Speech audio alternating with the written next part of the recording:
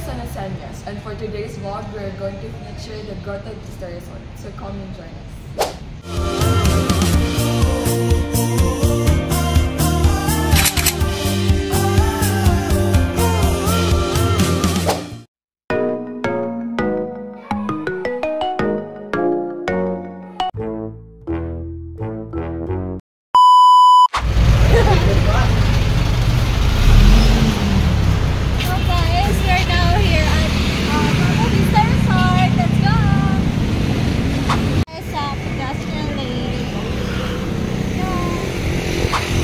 Grotto Vista Resort in San Jose del Monte, Bulacan is a popular 3-star public resort featuring a water park.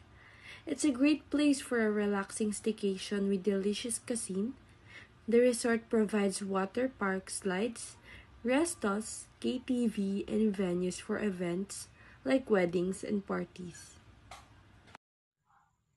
Trivia: Grotto Vista Resort's name was inspired by the nearby Grotto Church. At the Grotto Vista Resort, in the 1,000 square meter pool, there is the Galleon Ship Pool, which is a collection of seaborne ships.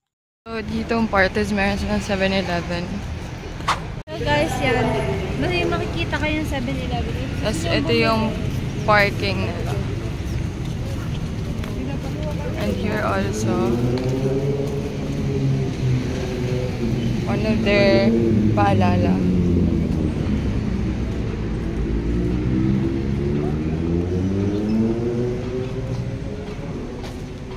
Ito pa. Isa pa sa paalala nila. And also this.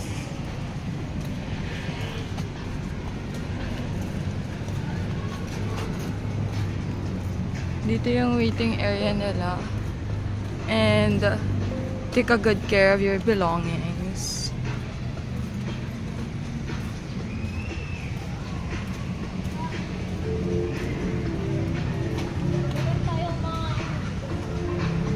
Meron silang mga statues dito. So guys, eto guys, if ever pamilya kayo, tapos malaki na kayo, or madaming madala nyo, pwede nyo gamitin ang pera. Dami ng 23 kami pumasok.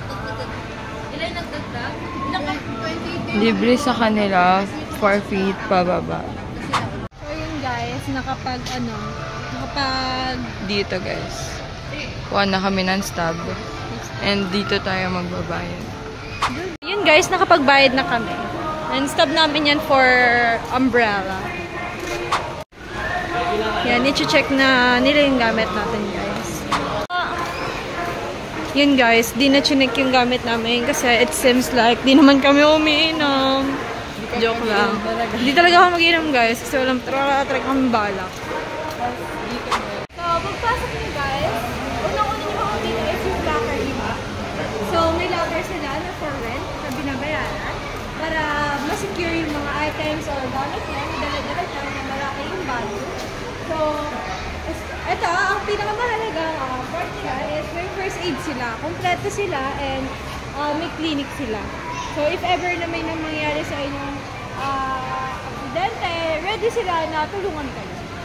So, and this one, makikita nyo din dito yung malaki nilang store na may tinlang snacks, sa babida, safety goggles, safety jackets, ganun po.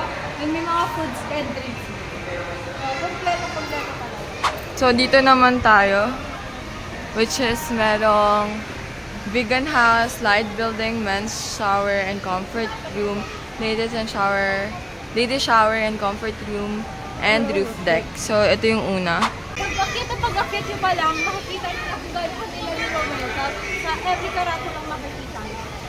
So, yan, meron tayong Galleon pool. Ito yung pinamention namin na inspired sa ship na pool. So, may kiddie pool and may restroom din dyan. So, as you can see, madaming umbrella. And may wash area tayo dyan. Yan, guys. So, yan. Meron din tayong safety precaution. Yes. For your safety, please do not pet or feed the stray cats. Huwag daw po natin pakainin yung mga pag-alagalang pusa. Since di natin sila kilala at di nila tayo kilala, at pwede nila tayo makagat sa pag-interact natin sa kanila. So, doon is merong mga cottage. Tapos dito yung pool. Ito yung trademark nila na na pa-ship na slide. Tapos meron pa sila ditong malaking slide. And then doon is may cottage din. And this side, dito mo nyo makikita ang female restroom. As you can see, meron tayo ditong signage or paalala. Proper swimming attire, rash guard, white t-shirt, garterized shorts, trunks, bathing suit, and not allowed yung mga jacket, denim jeans, pants, duster, denim shorts, and colored shirts. So guys, we are now here at their entrance. So paglalabas kayo, kailangan nyo kumuha ng stock, para aware sila na galing kayo mga resort and parang ito yung entrance nyo and pag out nyo. So guys, as you walk pababa, Dito naman po tayo sa kiddie pool. daming cottage ang meron, may mga kubo, may mga umbrella, so may slides din. Let's go guys. Let's see what's more. Here din, may ladies room sila. May designated room sila ng babae. Yan. Dito. And for sure, sa kabila, andoon ang men's Panglalaki. room. Yes. So, as you can see, kung gaano sila kaingat sa guest nila, kahit sa slide, meron silang precaution na nagsisymbolize ng pag-iingat talaga. And kailangan din natin mag-ingat, lalo na pagdadaan tayo sa ganyan po. And ito yung kiddie pool nila. Mababaw lang siya. May slide siya. And may mga cottages. So merong signage dito. Yung slide daw is huwag harangan para hindi kayo mabagsakan. So 2 feet lang to. Mababaw lang siya. Tapos ito yung mga rules nila. Since puro bata yung mga nandito, may signage din tayo na diving is not allowed. Kasi maaari silang madulas o mabalbog. Ma-aksidente. Yes, bata Kasi mababaw lang to. Dito rin, marami din mga cottages dito. Cottage na meron sila dito is for big families, may events, may family gathering, ganun po. So, good sa good po talaga siya sa mga malalaking family. And as you can see, gaganda po talaga ng mga nila, mga design ng resort nila. And so, for their pool rules, meron tayong caution, tripping hazard, no diving, danger risk of falling, no running, no food or drinks allowed, and no smoking, do not litter, attention, and no jumping or pushing into water, and plastic bottles are not allowed inside the pool. Use pool handles. Yes, it's for your safety guys, lalo na madulas dyan sa tiles. So, pagbaba mo naman dito, makikita mo yung, marami silang CR dito. Meron ditong, male na bathroom. And marami pang cottages dito sa baba.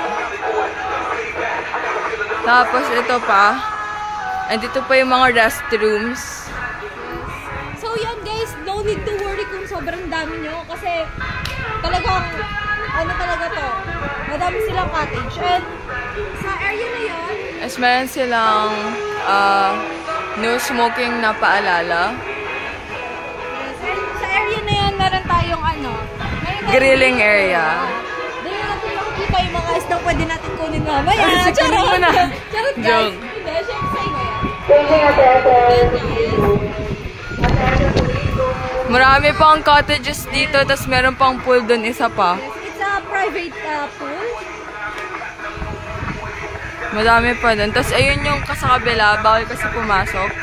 Dun sa kabila is females, shower and comfort room. So yun. Ito yung isa pa nila sa paalala nila nung may COVID pa.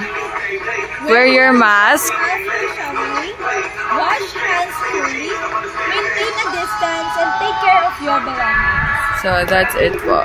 Lalo na po pag makakalimutin kayo. Kaya kailangan tandaan niyo yung mga gamit niyo and kalalahan niyo. So, let's go. Tapos meron din silang reminders pa dito. Madami silang reminders dito. Yan. Payment first sila, tapos, yun nga, paulit-ulit, huwag iwan yung mga, belongings nyo, accompany your student, leave your shoes, slippers, sandals on your occupied cottages before going to the pool, and check all kinds of liquor are not allowed. Bawal po dito magdala ng inumin. Bawal po dito mag-inom. So, dito naman po sa part nito is meron din dito hugasan. Which is here. Which is a cute thing. And dun po is, makikita po natin dito, is, yun nga, marami pang cottages na makikita. Ano siya? Malawak din siya. So, dito rin is may wash area pa sila. Tubig ay tipirin, naubos rin. Yon, tipirin nyo rin yung tubig kasi naubos din daw siya. Yan. And then, doon naman po tayo. Dito rin is meron pang mga cottages. Ayan, malawak siya. And ito rin. Good for big families or big group of friends, ganon. As you can see, tumatapang tayo sa just, hindi, meron silang mini right here na perfect for pictures and alam mo na, para kung gusto mo magpa-araw, magpa-itim, nakatayo ko dito. Good thing pa dito yung nila, yung attraction ng place nila kasi may mga sculpture. Kagaya nato, napakalaki. Tingnan nyo guys kung gano'n siya kalaki. Mas malaki pa siya ka. Isang abs lang ako guys. So, pupunta naman tayo sa baba. So, dito rin is merong grilling area. Madami siyang grilling area. Mainit-init pa yung iba. Ito, umusap pa. This. And then, sa bawat cottages, meron sila mga reminders. And dito is merong sun dyan. Then, nakalagay na reminder na slow down. Tapos, restroom ulit. Dito na nauusan ang restroom. Tapos, wash area. Pergola sila. Pergola na good for, talaga, gathering. Yes. And then, tables. may umbrella ulit dito. Maraming umbrella. Napakadaming umbrella. Tapos, meron dito reminder ulit. To wear mask, wash hands, keep distance. Nung meron pang COVID ba yan ata. Tapos, meron ulit dito na mga cottages. Napakalawak nito. Ang dami na ng cottages. Tapos dito, pwede kayong dito, may roof deck sila. For gatherings ata yan. Or for gatherings yan, ganyan. Tapos, ito is, meron sila ditong mga rooms na pwede nyong i-avail. So, yan yung mga rooms na pwede nyong i-avail. Marami-raming rooms yan.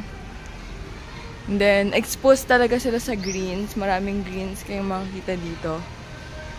And, may another pool sila. Marami silang pool dito.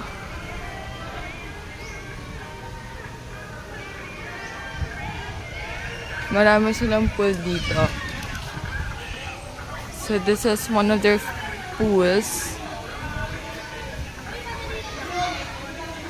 Na may slide din. And then, may room doon.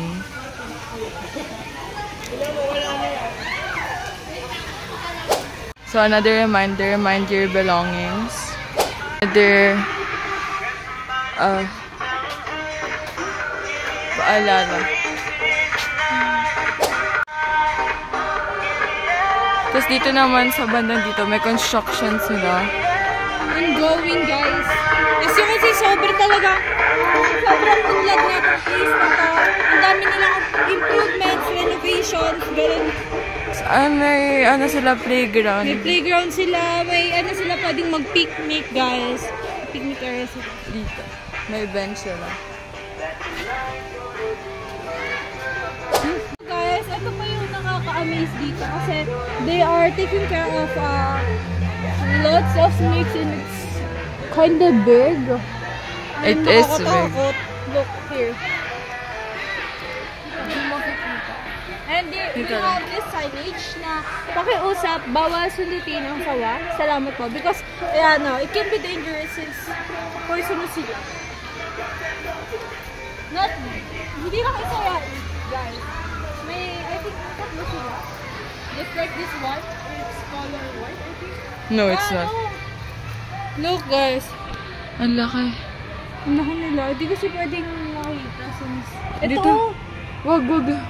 Dito. Ayun. Hindi niya siya makikita, pero ayan siya. Here na lang. Mas kita dito. Guys, nakakatakot siya. So after that is dito naman tayo.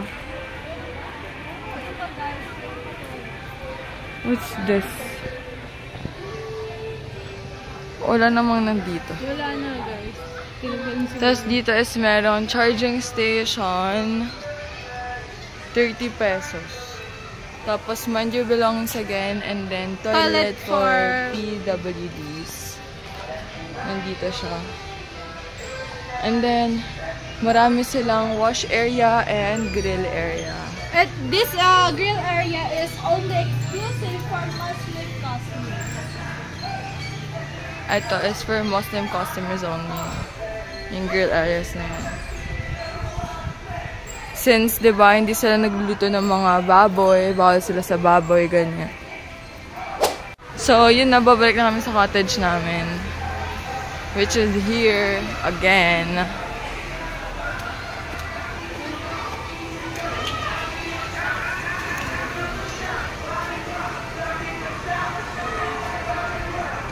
So here it is.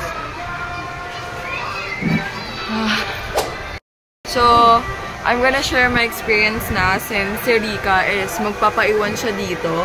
Since hindi naman ako maliligo, ang experience ko dito sa pagpunta is smooth lang yung sa transportation since madali ka lang naman makakahanap ng e-jeep or modern jeepney or yung mga vehicles na papunta dito. So, madali lang talaga siya and ano lang siya, mura lang siya. And also, nung pagpunta namin dito, mabilis lang din. Binigyan na kami ng stab, pumunta kami dun sa counter, nagbayad kami, and then pumili lang kami ng umbrella dito. Yung sa cottage nyo, it depends sa how many or ilang tao kayo. Tapos, tawag dito, madami din dito mga safety precautions, napakaganda ng place kasi kahit maraming tao is marami pa rin silang available na cottages. And also, marami ding, yun nga, maraming tao, pero hindi pa rin siya like super crowded kasi marami naman silang pools and cottages nga, yun nga. And yung pros para sa akin is maganda yung place, accommodating siya. Yung mga workers nila is super accommodating, napaka-friendly nila. And also, marami silang pools, marami silang cottages na available for any size of families, ganyan, kung ano afford nyo. Tapos, marami din dito ang pagpipilian ng mga pools, marami silang slides, available na slides. And also, convenient lang kasi from Star Mall or from La Concepcion is madali ka lang makakapunta dito. And then yung cons naman, for me is, as a student, is, since, kung marami ka naman pera, that's not a big deal. Wala namang problema, ganon. Pero kung student ka and syempre, we're unemployed pa, ganyan. For me, yung bayarin talaga yung challenge dito since marami na rin kami nagastos and ito yung pinaka-magastos na place na puntahan ko since nagbayad kami ng entrance, ng transportation namin, and ng cottage namin. So, yun lang yung cons for me. And overall naman, yung place is maganda. And mamaya i-share ni Rika yung experience niya about sa place since maliligo siya kasama ng kanyang and magpapaiwan siya dito and siya yung mag-share ng experience niya, na overall experience niya. Hindi buo yung experience ko kasi hindi ako naligo, pero yung experience ko yung pros and cons na mabibigay ko about the place. And when we talk about sa signal naman, is maganda dito kasi meron siyang signal. Malakas yung signal niya. So, that's all. So, next is yung Karidikang experience. Bye!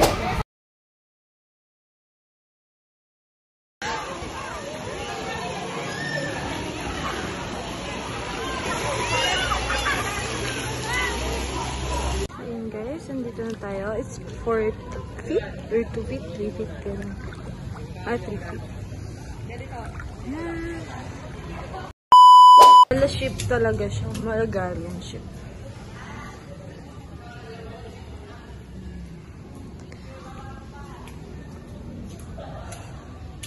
So, yan, pag umakit kayo,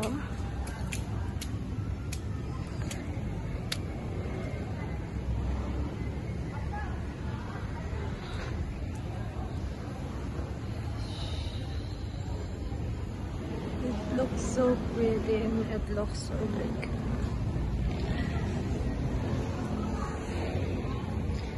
May every side meron silang 3 slides for kids. Yeah.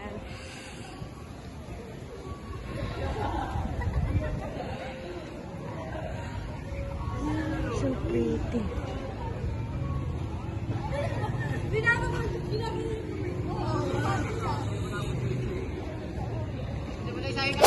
So, guys, let's proceed to safety precautions.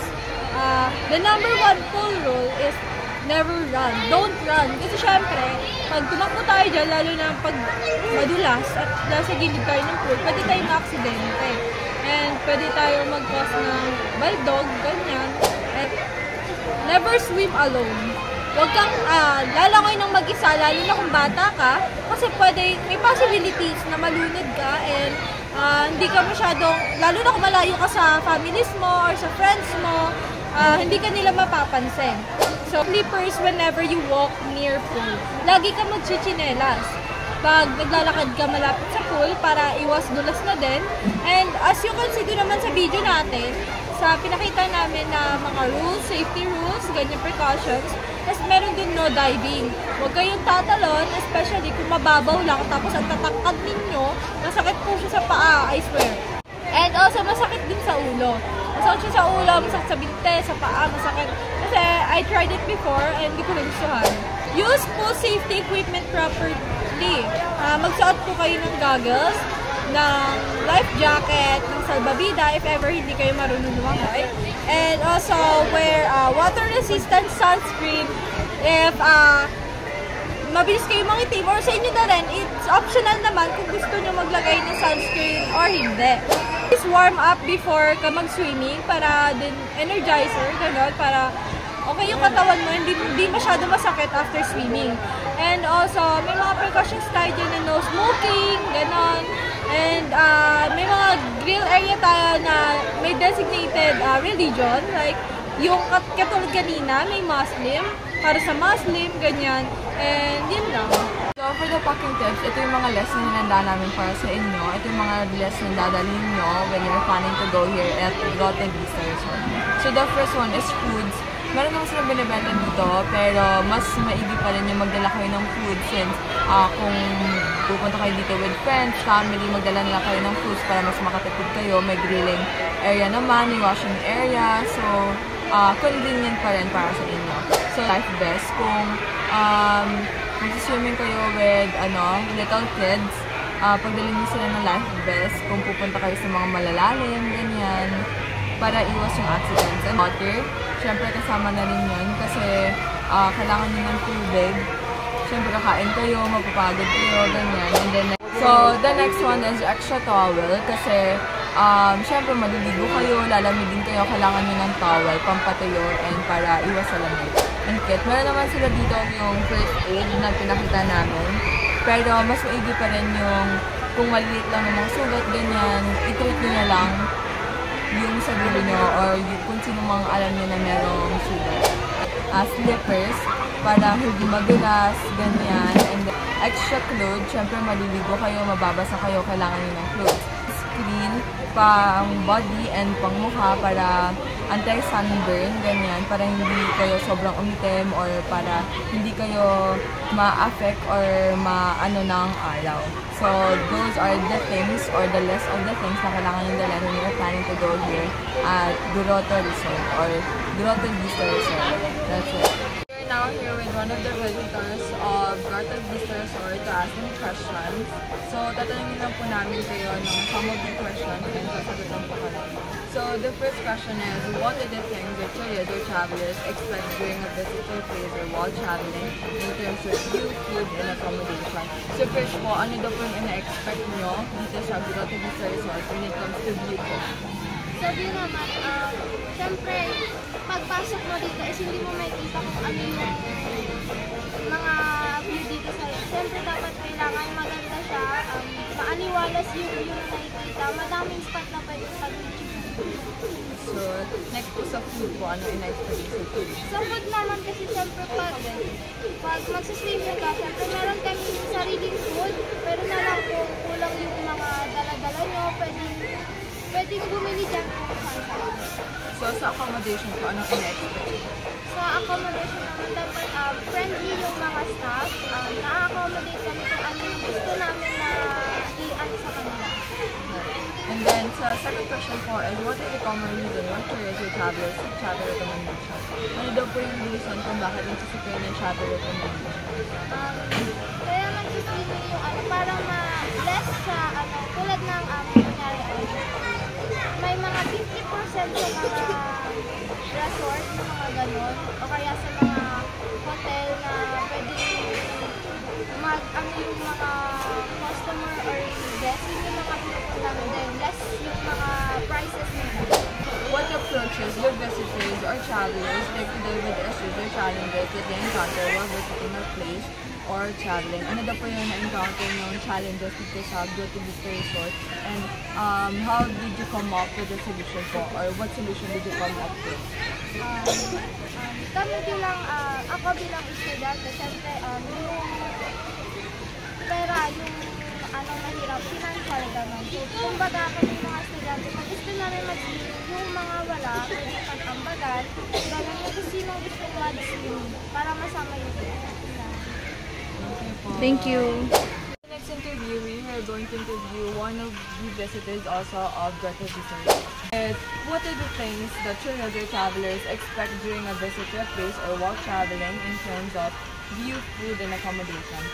Ano daw po yung ina-expect nyo dito sa Grotto Vista Resort in terms of view po? View po muna. Sa view is, sa entrance pa lang makikita ng sobrang ganda. And then, pagpasok mo dito, napakaraming pwede mong puntahan na iba't ibang pool. Okay. Sa next po, sa food po, anong ina-expect nyo sa food? Ano pa niya, nagdala kasi kami ng kanyang and then, meron naman po dito store na pwede kong baba ng mga And the next po sa accommodation po, once po ba yung welcome sa inyo? yes po, mabawait po yung mga staff nila. What is the common reason why tourists or travelers seek travel recommendations? Ano daw po yung reason bakit nagsisik kayo ng travel recommendations? Para mag-enjoy kami din. Meron din po kami dito para mag-enjoy kami, tapos meron kami pinunta talaga dito For the last question po is, ito po yung question namin. What approaches do visitors or travelers take to deal with issues or challenges that they encounter while visiting a place or traveling po? Ayun lang yung problema ko namin dito sa travel. Kasi na-search lang po kami sa pera, pero nag-ambag-ambagan din po kami ng mga kapatid. Para po Thank you po. We're now here at Grotto Vista Resort with our last interviewee and interview na po namin kayo. Magkatayin na po kami ng mga questions and kailangan po namin ng sagot. What are the things that tourists or travelers expect during a visit to a place or while traveling in terms of view, food, and accommodation? Dito po sa Grotto Vista Resort, ano daw po yung ina-expect nyo? When it comes to view po muna, ano po yung ina-expect nyo? Para po sa akin, student, yung ina-expect kong view sa Grotto Vista is maaliwalas. Then, yung mga staff is mas na-accommodate nila yung mga guests ng Grotto Vista. And then, nasa tingin na ba yung view and accommodation? Last naman po is sa food po. Ano po yung ina-expect nyo sa food? About naman sa food is, yung system nila dito is may parang tindahan sila dyan na pwede nang bumili yung mga guest nila dito. What is a common reason why tourism travelers seek travel recommendations? Ano daw po yung reason kung bakit nagsisik kayo ng travel recommendations? Para sa mga estudyante is makatipid ng time and makalas din na pamasahe, gano'n. Gastos. So, what approaches do visitors or travelers take to deal with issues or challenges that they encounter while visiting a place or traveling? Ano daw po yung mga problema na kinaharap nyo sa pagpunta dito or while nandito kayo sa place, and ano po yung solusyon nito? Actually, wala naman talagang problem dito sa mismo place. Nagka-problema lang, nagpapunta kami dito kasi nagka-team trip kami, binabala kami sa grotto, akala namin sa grotto, basta kami lang. Ayun lang. So, ano po yung ginawa niyong solusyon doon? So, naging solusyon namin, naglakad na lang kami papuntang Grotto Vista. So, okay, that's all for Thank you. Guys, obviously, tapos na kami mag-swimming and our overall experience, it was so the best na nag-swimming kami doon. And dito pala. So, yun guys, napaka-worth it. Yung 250 pesos mo, it's all worth it. Yung 400 pesos na cottage, worth it talaga. Sa daming pool, sa daming pwedeng pagpicturean and paglibutan. So, yun guys. For the pros of going here, it is convenient. Especially pag sakay mo pa lang ng Star Mall. Sasakay ka lang ng blue bus, ganun, or white bus. Tapos, dadaan automatically here. Tapos, pag pupunta ka ng Grotto Church is, pwede mong lakarin na lang papunta dito. And, yun. Convenient niya. Napakalinis ng lugar. Wala akong masasabi sa lugar kasi lahat kompleto and lahat is available. Well-arranged sila. Tapos, yun. Okay na okay, guys. So, for the cons naman is, wala naman ako napapansing cons, pero siguro sa bathroom, dapat mas okay pa, mas mag-improve yung cleanliness ng bathroom, especially yung amoy. Lalo na dun sa part ng swimming pool sa taas, yung slides doon is medyo hindi okay yung amoy. So, dapat may mga rules din na nagsabi sa taas ng slides na bawal ang umihi or mag-pee, ganun. So, ayun lang guys, overall, napakaganda and sulit. Thank you! And guys, it's time to go home. Uwian na!